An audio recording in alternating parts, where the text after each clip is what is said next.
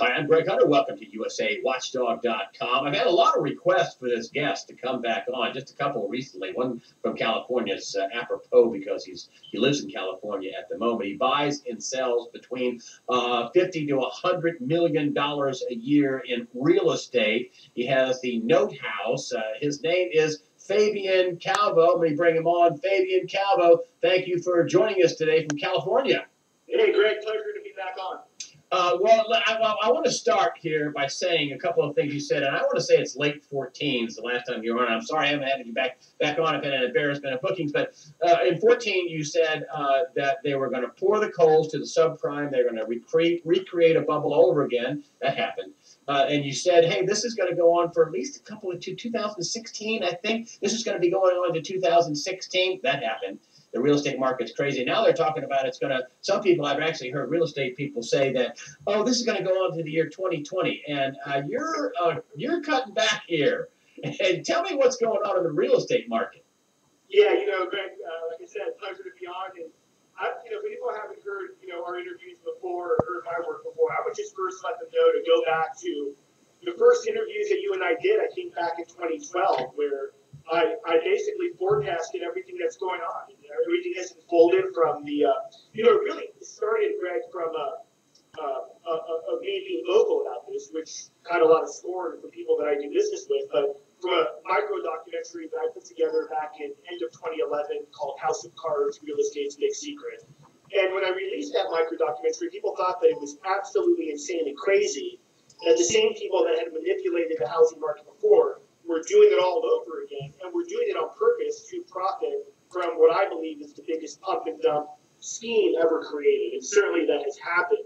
We look at what's going on today in the real estate market since the crash from 2007 is that the Case-Shiller Index just beat expectations in March. We have April pending sales and medium values, the highest they've been in 8 years. We have Wells Fargo, Bank of America coming out with 3% money down loans, and then instead of the no money down loans, what they've done now through the Obama administration and many other projects is they've come up with these down payment assistance programs, which is the federal government giving money to these local agencies. So in essence, it's a no money down loan to fuel this housing bubble, which is really starting to verge on a hyper bubble like we see in the stock market today. So it's amazing what's happening to see it all repeat again. I think that it's going to spill over into the election year, and we'll continue to see prices go up as we have these cheap interest rates and cheap money, which has no value, creating this artificial boom. Well, when you talk about the hyper bubble, tell me what you mean when you talk about the hyper bubble. We're getting a replay of 07, 08 again?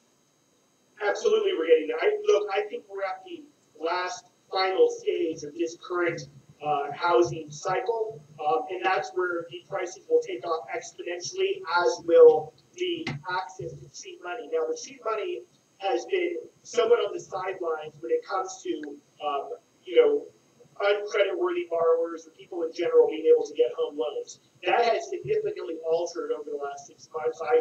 I speak to a couple dozen mortgage bankers, mortgage brokers across the country, and they're all telling me it's getting much easier. Most recently, Wells Fargo announced a very quick and easy way for borrowers with, I think it's a 580 or 560 credit score, to get approved for a home loan that they'll immediately turn and sell to Fannie Mae. So it's the same exact thing that we saw happen in 2006, 2005, where you fog up the mirror, you can get a home loan. And we're seeing this happen across multiple markets. That's why we see prices continue to go up. And they're going to go up exponentially, I believe, especially in this election year. I think what's important to understand, Greg, is that, everything leads back to economics, but also it ties into politics. The bankers on Wall Street that are creating this fake, phony boom in real estate, they're all in the bag for Hillary Clinton. If we see a crash in the economy or in housing or in stock markets, that's going to hurt her directly because it's going to basically say Obama's policies have failed. So they're going to keep this going, I think, past the election year into 2017, I believe. And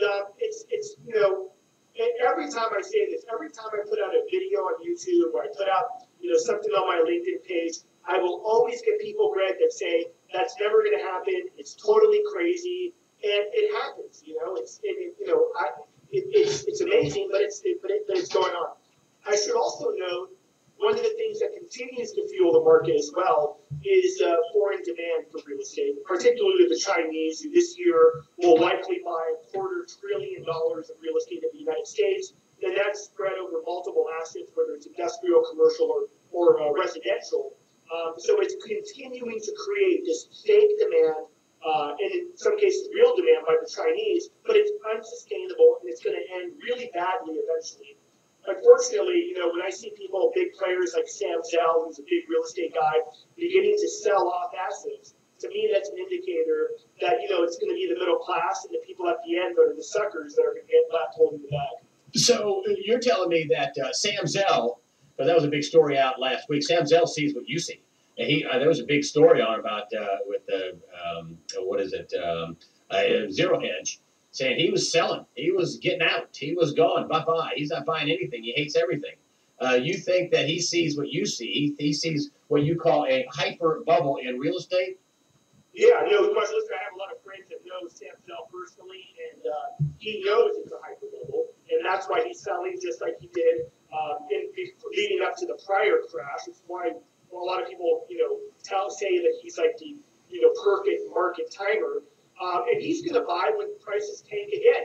But here's what's really interesting that your viewers may not know, Greg, is we have already been sidelined, literally hundreds of billions of dollars on the sidelines from hedge funds, from high net worth players, private equity companies that know the next crash is coming, and they're already creating what's called these vulture funds that we saw back in 2007 to come in and buy these assets when they fall in value again.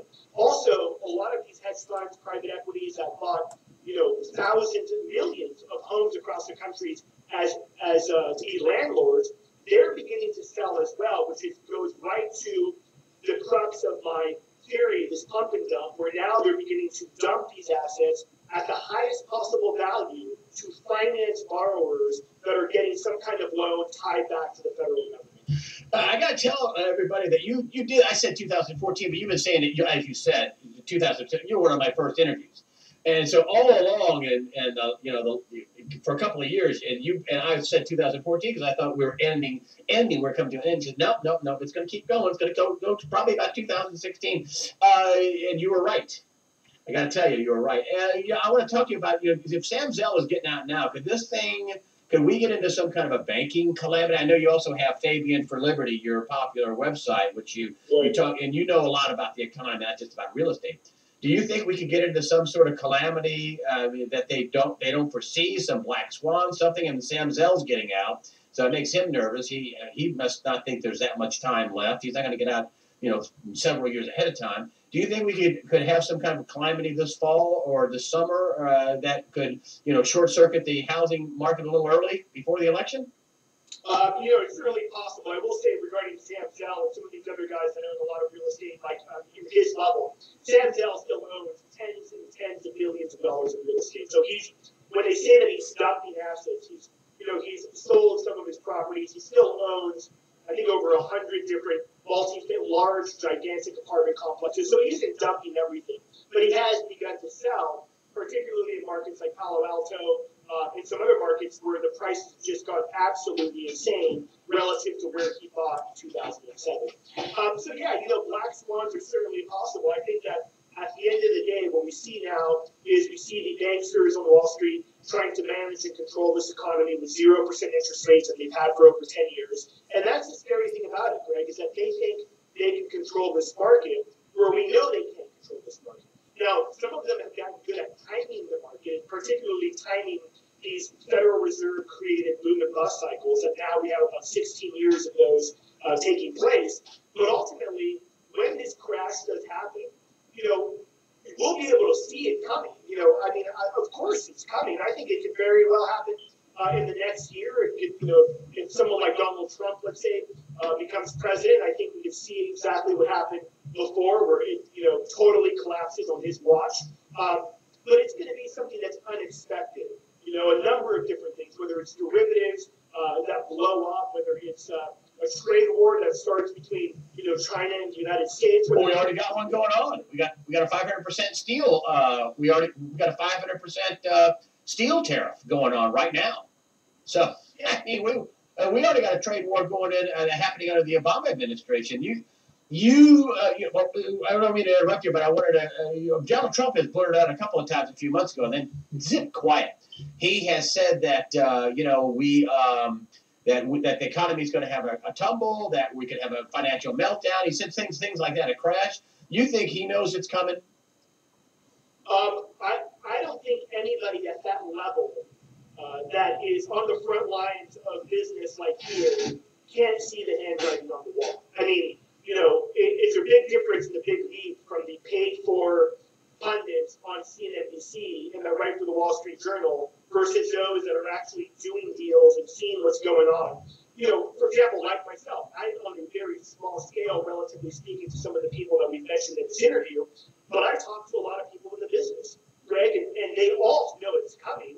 And a lot of them are thinking, it's coming, but it's not coming yet. And I agree with that. I don't think it's coming yet, but it is. In my business, and I've been doing this for years, I don't buy and hold anything. I buy and immediately sell. The people that I train and that I work with, clients of mine, I teach them the same thing. Buy the value and trade it, sell it immediately.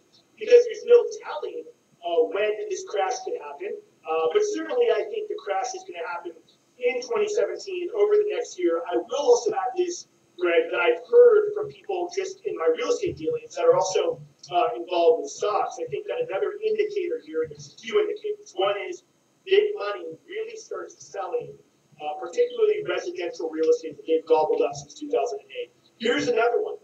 I've been talking about the Dow Jones hitting 20,000 for about 3 years now. Now, people, when it went down to 15, I think it was July of last year, people thought that prediction was crazy. It's almost back at 18,000. I think that's an actual real thing that we're going to see happen. And, based on valuations and PE earnings, I think that's an absolute indicator of this hyperbubble. This hyperbubble is not just real estate. It's stocks, it's real estate, and it's really government debt and the dollar as well. And I think all those potentially you can see crash simultaneously. That is exactly what Manarino said this past weekend. He says, I think it all crashes at one time. And you think the same thing. You think when we get a crash, it all crashes at one time. Yeah, I think it's totally possible. Here's another thing, too. I mean, remember, the crash started to happen. This last crash started to happen under George Bush. Obama takes office, and what does he do? He enacts policies, not only giving trillions of dollars to his cronies, but enacts policies that actually made the big banks over the course of his presidency 60% bigger. So let's say Hillary Clinton comes in, the crash could happen under her watch in order for her to enact additional legislation and executive orders that are going to actually make the big banks on Wall Street more powerful and the ability to profit more from these boom and bust cycles. I just said this, a few minutes ago. We look at the dot-com bubble and we see that completely blow up. And we know what happened then was we had a lot of stock guys, a lot of hedge fund people go in to start buying these companies pennies on the dollar. Well, they did the same thing in real estate this time around. They've gotten to the point in 2007. They've gotten to the point, Greg, where they're able to, with somewhat, pretty good accuracy, only because a lot of the people that they directly work with are owners and operators of the Federal Reserve. So I would submit there's all kinds of insider information taking place, which people should be going to prison for, but they never will, unfortunately. They've gotten really good at timing these Federal Reserve phony manipulated boom and bust cycles. And so this is just another perfect example of what we're seeing right now. Charles Denner is one of the, I've had several people say maybe this summer. I've had people say they think this fall there could be a crash. Charles Denner is like you. He says he thinks he's going to make it into 2017, which I'm going to have him on as a guest pretty soon. So you're with some pretty good company in terms of the crash. Everybody, whether they say this summer or this fall or in 2017, nobody says beyond 2017. Not a single person I talk to, and I've talked to a ton, nobody says beyond 2017. Do you think a crash is locked in and that could be a simultaneous crash? Is that what you're saying? Yeah, well, look, I don't think it's locked in. And a I'll tell you why. A lot of people are saying that the Fed has ran out of ammunition, and I would disagree with that. I mean, certainly they've tried quantitative easing. They've done the 0% interest rates now for over 10 years. One of the things that they have not done yet, which is different from QE, is this concept that Milton Friedman branded, which is helicopter money, where the Fed literally creates a ton of money, trillions of dollars, and injects it directly into banks. It doesn't buy bonds like quantitative easing. It injects it directly into banks, and those banks, in essence, turn around and give loans to everybody who can fog up a mirror. That's already being talked about, Greg, by Federal Reserve chiefs. They're already saying this is what we need. The guy who owns the largest hedge fund in the world, Davio, or I forgot his name right now. Ray Dalio.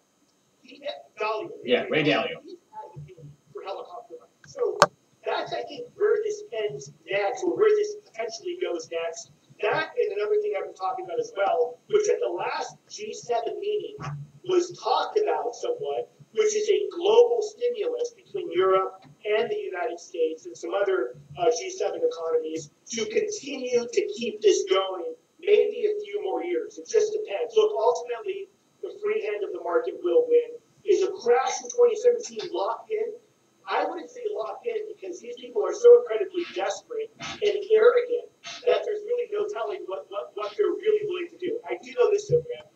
The larger they create this bubble, the more that they fuel this bubble, ultimately the bigger the crash will be, and the more financial wreckage and devastation will be unleashed in America for the middle class and for working families and for the average American out there. Well, Fabian, I tell you, thanks for coming on and throwing fastballs right over the plate. I really appreciate it. Your website is FabianForLiberty.com. Is that right? That's right. Yeah. FabianForLiberty.com.